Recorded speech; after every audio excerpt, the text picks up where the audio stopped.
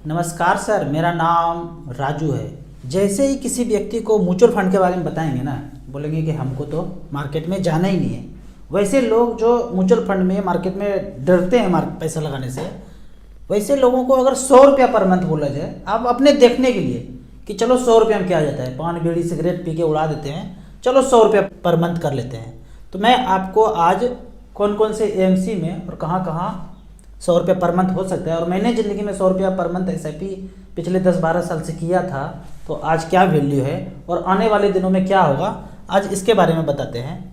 उसके पहले एक जगह मैंने 3000 का SIP किया था, सोचा था करूँगा, लेकिन एक बार पैसा कटा, चेक से एक बार पैसा कटा, उसके बाद वो आगे फर्दर कटा ही नहीं। होता है ना, एक ही बार पैसा दिया, उसके बाद कुछ ऐसा गड़बड़ हुआ कि आपका फर्दर पैसा कटा ही नहीं। तो मैंने 3000 रुपया का चेक जब लगाया था, उसका डेट था 11 मई 2010। 11 मई 2010 में पहला चेक लगा, ये सोच के कि 3000 पर मंथ का SIP करूँगा। अगर 2010 में, आज से 12 साल पहले, अगर किसी दूसरे प्रोडक्ट के साथ ऐसा हो जाता कि आप कहते तो हैं कि 20 साल करूँगा, 15 साल करूँगा, लेकिन एक ही बार पैसा दिया, उसके बाद दे ही नहीं पाया, कुछ हो गया, सिग्नेचर मिसमैच हो गया, बैंक अकाउंट गलत हो गया, कुछ भी हो गया, आपका फर्दर पैसा कटा ही नहीं, तो क्या वो पैसा दूसरे जगह मिलता है क्या? आंसर है बिल्कुल नहीं मिलता है। बोलेगा सड़ गया, ख़त्म हो गया, फ्रीज हो गया। अरे इतना दिन के बाद नींद टूटा, कहाँ थे अभी तक प्रभु जी? 12 साल बाद, 12 साल से नींद नहीं टूटा था आपका। मतलब तरह तरह का बात बोलते रहेंगे, और वो जो बोलने वाले हैं ना, अपने ही लोग बोलेंगे, वो ज़्यादा तहकीकात नहीं करेंगे अंदर कि क्यों नहीं मिलेगा। भाई 3000 जमा हुआ है, मूलधन तो दे दो, मत दो ब्याज, कोई ब्याज नहीं, इंटरेस्ट नहीं, कुछ नहीं, लेकिन जो मूलधन कटा है वो तो दे दो। कुछ नहीं मिलने वाला है यदि अदर देन म्यूचुअल फंड है। 2010 में जो 3000 कटा था वो छूट गया, मैं भी भूल गया। आज स्टेटमेंट देखता हूँ, छोटा छोटा चिंदी वाला जो पैसा टुकड़ों टुकड़ों में जा रहा है ना, चवन्नी टाइप जो पैसा जमा हुआ है, उस चवन्नी का वैल्यू इन दिनों कुछ कैलकुलेट कर रहा हूँ, तो 3000 का वैल्यू 14,551 रुपया है। और ये डेट आज का डेट है, स्टेटमेंट, ये स्टेटमेंट है 31 मई 2022 का, मेल पे आया था। ये वैल्यू है 14,500 लगभग ये पैसा है। जब म्यूचुअल फंड में इन्वेस्ट करेंगे ना, तो इसी तरह का स्टेटमेंट मिलेगा। आप ऐप में कर रहे हैं, ऑनलाइन कर रहे हैं, जो भी कर रहे हैं, लेकिन मेल पे इसी तरह का स्टेटमेंट आएगा। पहले तो घर पे भी जो स्टेटमेंट आता था यही सेम आता था, फिजिकल स्टेटमेंट। अभी भी साल भर में 6 महीना में एक बार इस तरह का स्टेटमेंट आपको शायद मिल जाता होगा फिजिकल, नहीं तो मेल पे जरूर आता है। इसमें सारा डाटा आपका दिया हुआ है, इसमें एक चीज़ नहीं दिया हुआ है, सब कुछ तो लिखा हुआ है, लेकिन साधारण आदमी सब कुछ समझ जाए, एक डाटा छुटा हुआ है। कितना वैल्यू हुआ था? 3000 का 14,000। इसमें परसेंटेज नहीं लिखा होता है, कितना परसेंट मिला। कोई भी म्यूचुअल फंड उठा के देख लीजिए, 40-45 कंपनी, हमें ये समझ ही नहीं आता है, इतना अंग्रेजी लिखा हुआ है, लिख देता 14%, 15%, खोपड़ी का ब्लूटूथ होना चाहता। अच्छा, म्यूचुअल फंड ने 14-15% का रिटर्न दिया, चलो और भी लगा देते हैं। कहीं भी स्टेटमेंट में परसेंटेज नहीं लिखा हुआ है। ओरिजिनल स्टेटमेंट जो AMC से मिलता है, कंपनी से मिलता है, ऑथराइज जो है स्टेटमेंट है, उसमें कहीं भी एनुअल कंपाउंडिंग रिटर्न के बारे में जिक्र नहीं है, कहीं भी नहीं है। अब हम जैसे लोगों का जरूरत पड़ता है, अगर ये सब लिखा होता तो हम जैसे एडवाइजर का जरूरत ही नहीं पड़ता। अब हमारा यहाँ पे रोल शुरू होता है कि आपको बताऊं कि ये जो पैसा 3000 कटा था 12 साल पहले, 14% का रिटर्न मिला, तो 3000 का वैल्यू 14,500 हो गया। जरूरत ही नहीं था, अगर लिख देता 14%, हम जैसे लोगों को जरूरत नहीं पड़ता। लेकिन चलिए आगे कहानी बढ़ाते हैं। अब जो 100 रुपया वाला फंड है, 100 रुपया वाला फंड देखते हैं। यहाँ पे जो 100 रुपया का है, स्टेटमेंट देखते हैं ना, तो पेज देखेंगे ना, 18 पेज, 100 रुपया करके 18 पेज भर गया, चलता आ रहा है। काफ़ी सारा मर्जिंग हुआ है, तो इसमें स्टेटमेंट में मैं भी कंफ्यूज हो गया। काफ़ी सारा फोलियो था मेरा, सबको एक फोलियो में मर्ज किया, तो कहीं 200 रुपया दिखाएगा, कहीं 500 भी दिखा देगा, कभी 1000 भी दिखा, मतलब अलग अलग फोलियो था। किसी में 500 का था, किसी में 1000 का था, किसी में 100 रुपया का था, लेकिन मैं मर्जिंग किया, सारा फोलियो एक हो जाए, उसमें सब गड़बड़ हो गया, सब दाल भात खिचड़ी बन के सब एक ही स्टेटमेंट में आ रहा है। तो हमें भी समझाने में कन्फ्यूजन हो रहा है। लेकिन 100 रुपया वाला कंटिन्यू है, 1500 वाला सब बंद कर दिए, फिर ज़्यादा बड़ा अमाउंट करने लगे। लेकिन 100 रुपया वाला मेरा पिछले 10-12 साल से 100 रुपये का 8 SIP चल रहा है। मेरे ICICI बैंक से 28 तारीख को पैसा निकलता है और मुझे पता भी नहीं चलता है, वो कट ही जाता है, हर महीना कटते जा रहा है। तो इस तरह से देखेंगे, ये स्टेटमेंट चलता गया 100 रुपया चलता आ रहा है। यहाँ जो है कंसोलिडेटेड हो गया, कहीं 10,000 रुपये इन्वेस्टमेंट था, 5 जाता, सब एक जगह आके मर्ज हो गया, लेकिन मेरा 100 रुपया का चलता आ रहा है। यहाँ पे देखेंगे 18,900 जमा हुआ है और 39,600 है। इसमें मात्र 8,000 9,000 ही 100 रुपया वाला होगा, बाकी दूसरे फोलियो से मर्ज होके आया है। तो इस तरह से निपॉन ग्रोथ फंड में और निपॉन स्मॉल कैप में, यहाँ देखेंगे अब निपॉन स्मॉल कैप, इसमें भी 100 रुपया पर मंथ का SIP चलता आ रहा है, लगभग 17-18-19 से ईयर से ये करता जा रहा हूँ। कब तक करूँगा ये तो मैंने सोचा है, जब तक जिंदा रहूँगा तब तक करता रहूँगा। क्या होगा इससे, ऐसा करने से 100 रुपया का 8 फंड 28 तारीख को निकल जाता है। आज से 10-12 साल पहले मैंने कैलकुलेट किया था, सोचा था कि 100 रुपया पर मंथ करूँगा आने वाले 40 साल तक, और यदि 19% का रिटर्न मिलता रहे तो कितना पैसा होगा, इसके लिए कैलकुलेटर पे फिर से आते हैं। मात्र 100 रुपया पर मंथ से, ये 100 रुपया पर मंथ है 40 साल, और यदि गलती से 19% रिटर्न मिल गया, यदि मिला तो 100 रुपया पर मंथ का वैल्यू कितना होगा, ये देख के आश्चर्य हो जाएंगे, समझ ही नहीं आएगा, भरोसा भी नहीं होगा।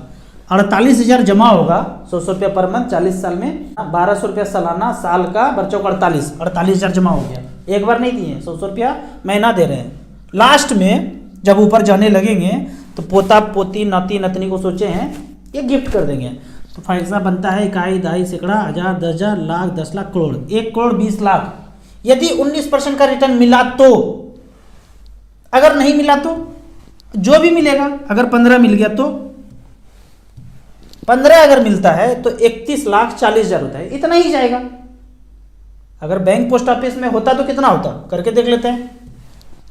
8% के रेट से अगर बैंक में होता तो कितना होता, 3,51,000 जमा 48,000, 3,51,000। अगर म्यूचुअल फंड में 14-15 मिल जाए तो 31,40,000। अभी एक इंटेलिजेंट व्यक्ति का क्वेश्चन होगा, इस 31 लाख का उस समय कितना वैल्यू होगा? इन्फ्लेशन बोलेंगे, टैक्स कितना कटेगा? भाई इन्फ्लेशन तो हर जगह पे है ना पृथ्वी पे, कोई ऐसा तो नहीं कि इन्फ्लेशन मेरे लिए उसके लिए नहीं है। तो पड़ोसी के पास, किसी के पास 15 लाख होगा और किसी के पास 31 लाख होगा, तो जाहिर सा बात है जिसके पास 31 लाख होगा उनका गुजर बसर थोड़ा सा अच्छा हो जाएगा पैसे के मामले में। तो 31 लाख का वैल्यू क्या होगा, यही क्वेश्चन होता है कि प्रेजेंट वैल्यू क्या होगा। 40 साल तो बहुत दूर है, तो देखते हैं यहाँ पे। आज का 3 लाख 40 साल के बाद यदि 6% इन्फ्लेशन हो तो लगभग 30-31 लाख रुपया हो जाता है। मतलब 31 लाख रुपया उस समय चाहिए जिसका आज वैल्यू कितना होगा, 3 लाख रुपया। इसका दूसरा अर्थ यह है कि 3 लाख रुपया मान लीजिए किसी कॉलेज में एडमिशन के लिए आपको देना पड़ रहा है, आज खर्चा 3 लाख रुपया है पढ़ाई के लिए, तो वो कॉलेज जाहिर सा बात है उस समय भी जिंदा रहा अगर 40 साल बाद, तो वही मांगेगा यदि 6% का इन्फ्लेशन रहे 30-31 लाख रुपया। मतलब आज जो पढ़ाई का खर्चा 3 लाख है, 40 साल के बाद 31 लाख रुपया लगेगा। और हमारे 100 रुपया के पैसे से कितना पैसा बन रहा है 15% के रेट से, 31 लाख रुपया। तो उस 31 लाख को मैं आज अचीव कर रहा हूँ 100 रुपये के पर मंथ से। मतलब जब ऊपर जाएंगे तो 31 लाख मिलेगा, उस 31 लाख का वैल्यू आज कितना होगा, 3 लाख रुपया। मतलब 3 लाख रुपया मैं आज ही दे रहा हूँ बच्चों को गिफ्ट के रूप में। Present value 3 lakh, future value 31 lakh, 15% के रेट से। 12% मिलेगा तो क्या होगा, 13 से क्या होगा, वो खुद कैलकुलेट कीजिए। आप कैलकुलेट करके देखेंगे तो सब समझ में आ जाएगा कि अभी क्या कर रहे हैं, करना क्या चाहिए। आगे बढ़ते हैं। ये जो मैंने उदाहरण दिया ना कि 100 रुपया पर मंथ में करूँगा, या यदि 19% का return mid cap small cap में मिल जाए तो लगभग 1 करोड़ रुपया बन जाएगा। तो इससे मुझे एक कहानी याद आता है, न्यूज चैनल पे काफ़ी सारा आया था ये, मुंबई का न्यूज, कि एक भिखारी के घर में 10 लाख रुपया मिला। 1-1 रुपया जमा करते करते इतना पैसा हो गया। हमारे ज़िंदगी में 100 रुपया पर मंथ या 3,000-5,000 का SIP है, कुछ ऐसा ही है। जमा करते करते करते इतना हो जाएगा कि हमें खुद आश्चर्य हो रहा है, हमारे फैमिली मेम्बर्स को आश्चर्य हो रहा है कि इतना कैसे हो गया।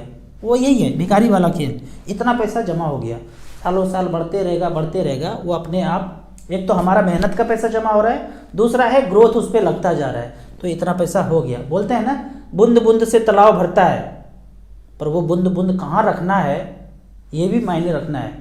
ऐसा नहीं कि ऐसे बर्तन में डाल दिए तो उससे सारा बूंद बूंद एक तरफ से निकलते जाए, एक तरफ से आप डालते जाएं, दूसरी तरफ से निकलते जाएं।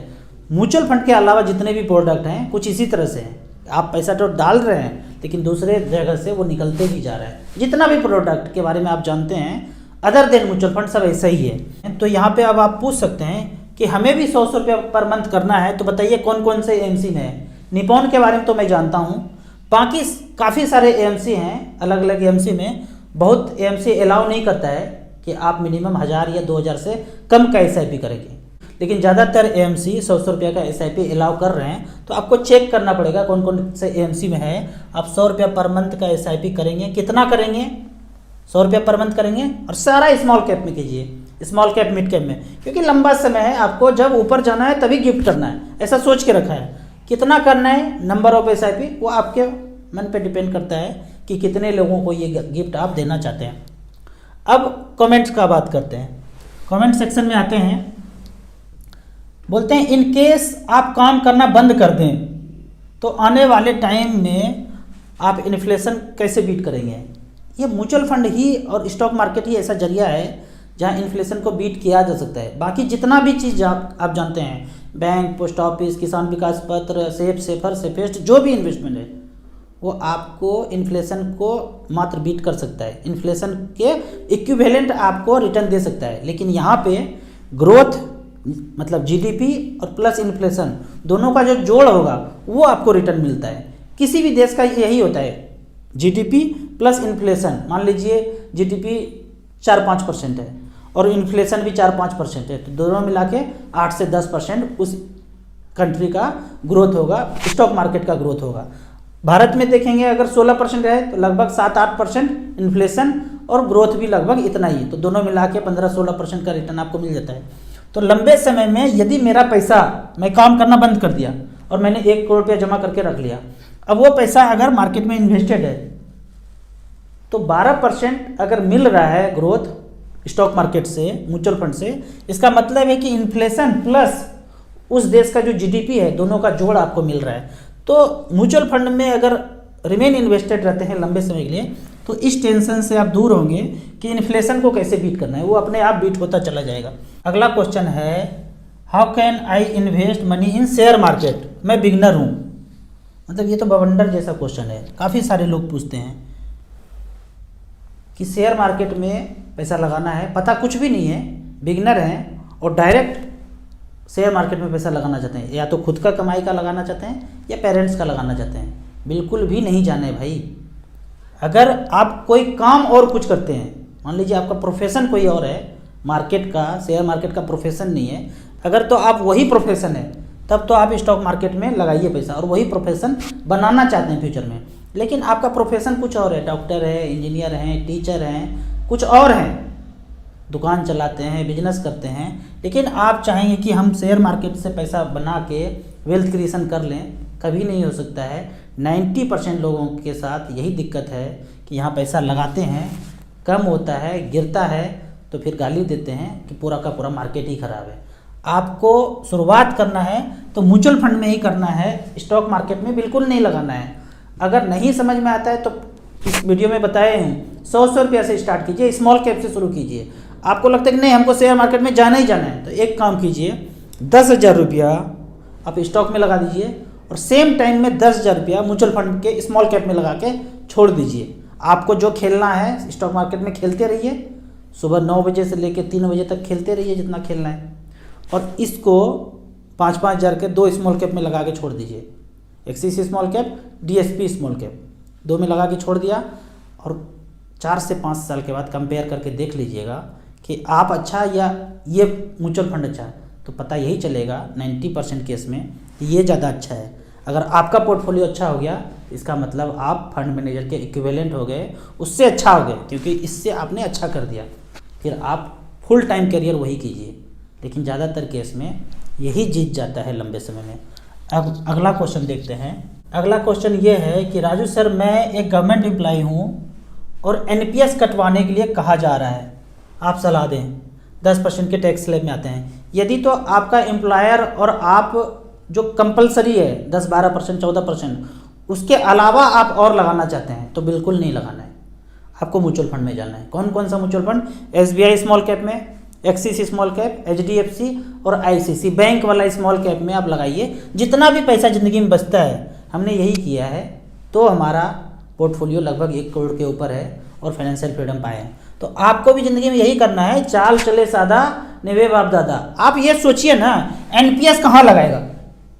वो भी तो मार्केट में ही लगाएगा, वहाँ भी तो फंड मैनेजर और NPS का सिलेक्शन किया है सरकार ने। तो आपको जो कंपल्सन है, जितना पैसा कंपल्सन के रूप में कटता है उसको कटने दीजिए, अपने मर्जी से NPS में नहीं डालना है। अभी तो भले ही टैक्स फ्री बोल रहे हैं, बाद में इसमें टैक्स लगना है, एकदम दबा के टैक्स लगना है NPS में। वो लिखा हुआ है सब कुछ छोटे छोटे अक्षर में, ज़्यादा लोगों को पता नहीं चलता ये बात। तो आपको स्मॉल कैप में लंबे समय के लिए बना रहना है। आपका NPS में अच्छा खासा रिटर्न वहाँ भी मिलेगा, लेकिन उससे ज़्यादा, कहीं ज़्यादा आपको म्यूचुअल फंड के नॉर्मल स्मॉल कैप में मिल जाएगा। आपको इसी तरह म्यूचुअल फंड के बारे में और कुछ जानना है, इन्वेस्टमेंट के बारे में जानना है, तो इस नंबर पर मुझे व्हाट्सअप कर सकते हैं। आपको म्यूचुअल फंड में पहली बार इन्वेस्ट करना है तो दिए हुए ऐप में रजिस्ट्रेशन करने के बाद हमसे जुड़ सकते हैं। आप इसी तरह कमेंट सेक्शन में अच्छे अच्छे क्वेश्चन पूछते रहिए, मैं टाइम निकाल के आपको जवाब देता रहूँगा। वीडियो अच्छा लगे तो व्हाट्सएप यूनिवर्सिटी में दोस्तों के बीच इसे ज़रूर शेयर करें। यूट्यूब पे देख रहे हैं तो लाइक एंड शेयर जरूर करें। Thank you so much.